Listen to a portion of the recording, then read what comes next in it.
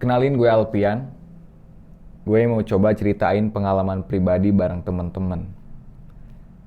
Cerita ini berawal ketika sedang terjadi pandemi corona. Sudah lebih dari 2 bulan, gue hanya diem di kosan aja tanpa ngelakuin apa-apa. Dan selama itu pula, rasa ingin keluar rumah gue tahan-tahan. Sampai pada suatu hari, teman-teman gue berinisiatif untuk daki gunung.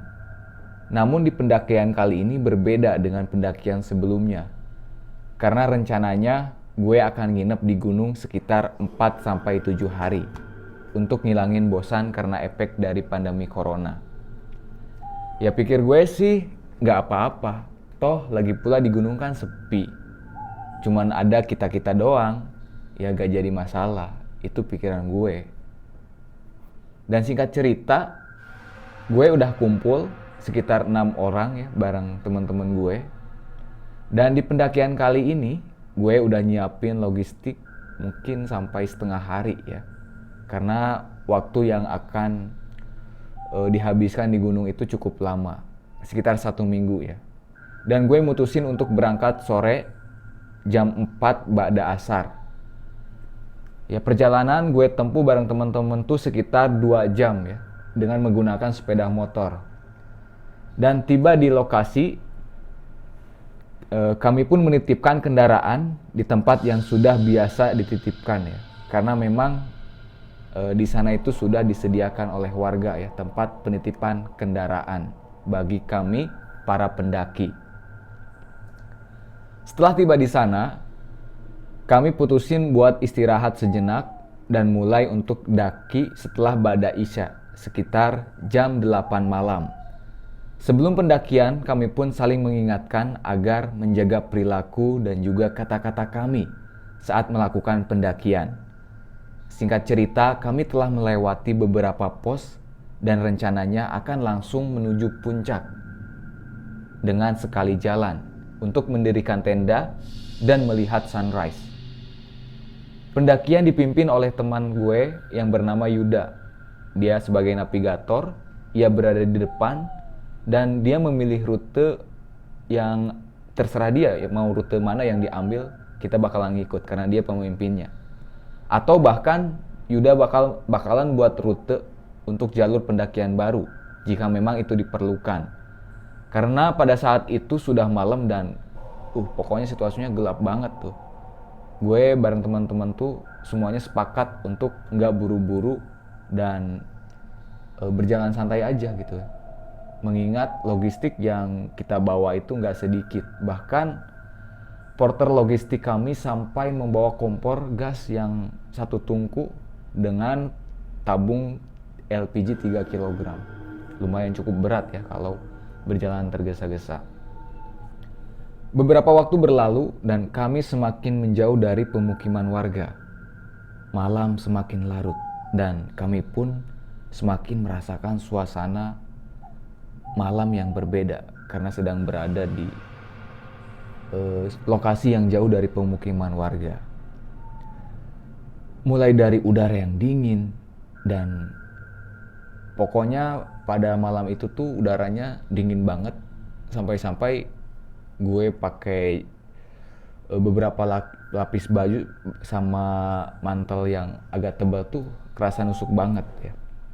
Kabut tipis yang semakin tebal dan gue juga dengar berbagai suara hewan ya pada malam itu. Ada suara hewan-hewan yang mungkin biasa didengar ya. Ada jangkrik lah, ada suara kresek-kresek mungkin. Hewan-hewan yang beraktivitas di malam itu.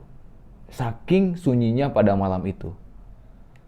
Dan pada saat gue bareng teman-teman itu berjalan dan dengan serentak melihat ke arah subsuara ya yang pada saat itu tiba-tiba dengar kayak krosak-krosak gitu kan di semak-semak. Dan jujur pada waktu itu gue juga merinding. Dan beberapa dari teman-teman pun juga coba mengarahkan senter ya ke arah suara. Namun gak ada apa-apa. Dan pergerakan krosak suara, krosak-krosak semak-semak itu pun hilang gitu aja. Dan Yuda pun pemimpin kami berkata, ya udahlah, palingan juga katak atau kadal katanya. Dan tiba-tiba salah satu temanku yang namanya Benny, dia berada di barisan waktu itu, seingat gue itu dia paling belakang ya. Dengan tiba-tiba Benny wajahnya pucat banget kayak panik gitu, minta buat tuker posisi. Benny yang tadinya di belakang tiba-tiba pengen pindah ke tengah ya. Jadi salah satu teman gue itu bertanya, kenapa Ben? Kok pindah? Benny pun jawab, kayak gak ada masalah, gak ada apa-apa, cuman pengen ke depan aja katanya. Gue pun sempet heran ya. Dan gue yang tadinya berada di barisan yang kelima, ya Benny paling belakang ya, karena cuma 6 orang, gue barisan yang kelima. Ya otomatis Benny ke tengah, gue jadi paling belakang ya. Gue di barisan terakhir. Dan kejadian itu buat gue bertanya-tanya ya, kenapa si Benny ini? Apa Benny melihat sesuatu sosok makhluk lain mungkin? Tanyaku dalam hati atau dalam pikiran ya. Dan sebenarnya kejadian itu, waktu pas kejadian itu, gue kan udah berada di barisan paling belakang. Nah, ngomong-ngomong nih, kalau gue paling belakang ya, kenapa masih ada suara tambahan ya dari arah belakang gue? Nah, itu yang terpikir di benak gue. Mengingat gue itu paling belakang, tapi kok masih ada kayak orang yang ngikutin gue dari belakang. Tapi ya udah, gue pikir mungkin itu hanya halusinasi gue aja ya. Dan udahlah, gue biarin aja gitu. Tapi suara itu terus ngeganggu gue ya. Kok kayak masih ada orang. Ya, sesekali gue pun ngeberaniin diri untuk ngeliat ke arah belakang untuk mastiin. Ya alhasil gak bisa lihat apa-apa karena emang di belakang tuh emang gelap ya. Yang namanya hutan gak ada cahaya sama sekali ya, kecuali kalau gue sorot pakai senter ya. Dan tak lupa gue bareng teman-teman juga selalu berhitung ya ketika perjalanan itu, untuk dan memastikan untuk semuanya tetap fokus dan tak ada satupun orang yang tertinggal. Dan gue ingat waktu itu gue udah neriakin angka urutan ke-6 ya, karena gue itu posisinya dari 5 ke terakhir. Jadi biasa ya orang absen angka itu dari 1, gue 6 gitu kan. 6 gue tuh udah berkali-kali neriakin angka itu. Namun yang gue heran, terkadang gue denger suara samar-samar yang ngucapin angka 7 dari arah belakang gue dengan lirik. Dan sontak itu bikin gue kaget dan agak merinding sih. Dan secara tidak sadar itu bikin langkah gue tuh gue percepat ya. Karena gue pokoknya kalau misalkan lo berada di posisi gue waktu itu, gue paling belakang, gue udah absen, gue berada di angka 6, tapi masih ada yang bisikin ke telinga tuh 7. Ya mungkin teman-teman gue emang nggak denger ya, tapi gue denger gitu ya. Kok masih ada yang berhitung? Seperti ada yang mengikuti perjalanan kami waktu itu. Dan setelah beberapa waktu berlalu, tiba-tiba mulai gerimis. Lalu turunlah hujan. Dan kami pun bergegas untuk mencari tempat yang landai agar bisa mendirikan tenda. Meski hanya sementara, karena ini memang keadaannya darurat. Mengingat ini pendakian malam dan pada saat itu turun hujan. Mau tidak mau, kami pun harus segera mendirikan tenda. Dan para pendaki yang sudah pro juga pasti tahu betapa berbahayanya medan pendakian di malam hari, ditambah turun hujan. Dan kami lebih mengutamakan keamanan dan juga keselamatan pada waktu itu. Setelah beberapa menit berlalu, kami pun menemukan tempat yang cocok untuk mendirikan satu buah tenda berukuran sedang. Mengingat keadaan di luar masih hujan dan kami pun hanya berkumpul dan berdekatan demi kita semuanya agar tetap hangat, mengingat cuaca pada malam itu tuh sangat dingin dan menusuk. Tiba-tiba dalam keheningan, salah satu temanku namanya Reja menanyakan perihal Benny. Atas kejadian kenapa Benny yang tadinya di belakang kok pindah ya. Dan Benny pun menjawab, apaan sih? Gak ada apa-apa kok. Itu bantah Benny ya. Sebenarnya bukan rahasia umum di kalangan para pendaki apabila sudah melihat sesuatu atau ada kejanggalan, ia harus simpan sendiri. Jangan sampai teman-temannya tahu ya. Jangan diceritakan. Dan jika ingin diceritakan, nanti setelah selesai pendakian. Hal ini bertujuan untuk menghindari kepanikan pada yang lainnya, ataupun untuk menghindari hal-hal yang tidak diinginkan. Dan gue pun melihat jam pada saat itu udah menunjukkan di pukul 22:15. Dan gak lama setelah itu hujan yang tadinya deras mereda ya. Dan kami keluar untuk membuat perapian, untuk menghangatkan sekaligus mengeringkan tubuh dan juga pakaian yang tadi sempat basah. Makan dan minuman yang hangat-hangat di saat basah kami pun udah siapin ya. Karena logistik ada kompor. By the way kita juga bisa bikin mungkin menyeduh mie instan dan juga bikin kopi. Ya kami pun sepakat untuk beristirahat dan melanjutkan pendakian pada pukul 2 dini hari atau 2:30 ya, atau setengah 3. Dan beberapa dari kami pun yang mengobrol di luar, ada pula yang langsung masuk ke dalam tenda pada waktu itu. Karena jika hanya ada satu tenda sedang, maka tidak akan cukup untuk kami berenam. Dan aku pun berinisiatif untuk mendirikan satu tenda lagi. Pada waktu itu gue dibantu oleh Niko ya. Niko dan Benny. Ya, gue nyiapin satu tenda lagi nih. Niko dan Benny bantuin gue waktu itu. Dan setelah beberapa saat tenda udah selesai, gue pun masuk dan memutuskan buat tidur. Namun berbeda dengan Niko dan Benny, mereka memutuskan untuk berada di luar sebentar lagi. Oke, di sini gue Niko. Setelah anak-anak semua masuk tenda, termasuk Alfian, di situ gue sama si Benny masih di luar karena gue merasa belum ngantuk dan si Benny juga mungkin sama. Jadi kita memutuskan untuk di luar sambil ngopi sambil nyantai dekat api unggun di perapian situ. Nah setelah beberapa menit gue ngerasa mau pipis, gue mau buang air kecil. Nah gue bilang sama si Benny, Ben, gue mau buang air kecil dulu, gue mau kencing. Nah Benny nyaut, ya udah tapi jangan lama-lama. Oke, nah gue terus nyari tempat ke semak-semak. Nah dapatlah satu pohon. Nah gue kencing di situ.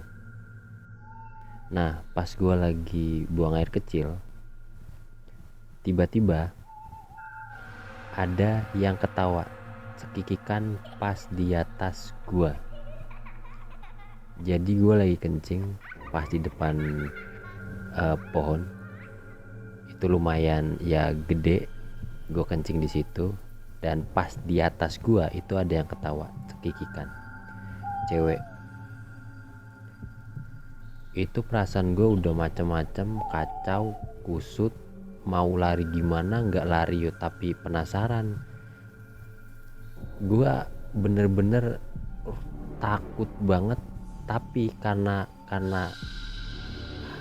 hasrat kepenasaranan gue berusaha untuk memberanikan diri untuk ngecek ke atas, tapi karena gue ragu-ragu,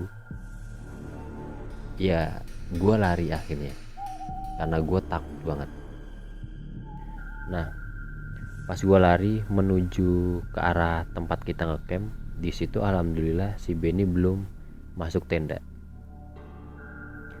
Gue seneng, gue langsung nyamperin si Benny dalam keadaan gak beraturan, panik, ketakutan, kacau. Terus gue bilang sama Benny, Ben lu belum masuk ke tenda. Dia gak ngerespon. Terus gue bilang, Ben sorry agak lama. Dia tetap gak ngerespon. Sampai akhirnya gue bilang, Ben lu marah. Dia tetap gak ngerespon.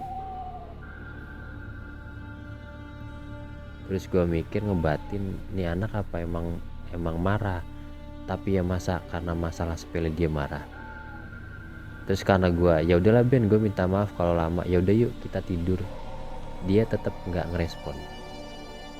Sampai akhirnya gue ninggalin dia. Gue mau menuju ke tenda yang dimana kita bertiga bikin. Di situ ada Alfian. Sebelum gue masuk ke tenda menuju ke tendanya Alfian, di situ gue ngeliat ke tenda sebelah yang bertiga teman gue di situ. Udah ada 3 sendal yang artinya semua udah masuk ke tenda. Nah, sebelum gue masuk ke tenda, yang di situ gue udah diriin gue, Benny sama si Alfian. Jadi ada satu lagi yang dimana di situ udah ada si Reza, Yuda dan si Agung. Gue masuk ke tenda mereka, gue mau ngecek, dan yang gue lihat mereka udah tidur pules. Terus gue keluar lagi. Nah, terus gue menuju ke tenda yang dimana di situ udah ada Alfian yang udah masuk duluan. Dan yang seharusnya di Alfian, tendanya Alfian, cuma ada satu alas kaki. Yang di situ ada gua belum masuk ke tenda dan Benny ada di perapian. Tapi ternyata di depan tenda Alfian itu udah ada 2 alas kaki. Yang gua heran itu alas kaki siapa. Gua semakin panik, gua semakin ragu, gua semakin takut. Gua sesekali ngelirik ke arah Denny, yang di situ Denny cuma duduk sila dan kepalanya dia nunduk. Setelah itu gue bener-bener takut banget, gue panik banget, gue bener-bener bingung, gue nggak tahu harus ngapain. Keringet dingin gue keluar. Di situ gue ngelihat Benny dan di situ gue ngelihat 2 sepasang alas kaki yang seharusnya ada cuma 1. Gue nggak tahu ini punyanya siapa. Dan sampai akhirnya gue memberanikan diri untuk ngecek ke dalam tenda. Yang sebenarnya yang lagi sama Alfian itu siapa. Gue pelan-pelan mendekati tenda. Gue buka sleting pelan-pelan. Gue buka pelan-pelan banget. Setelah semua kebuka, yang gue lihat ternyata di situ udah ada Alfian dan si Benny.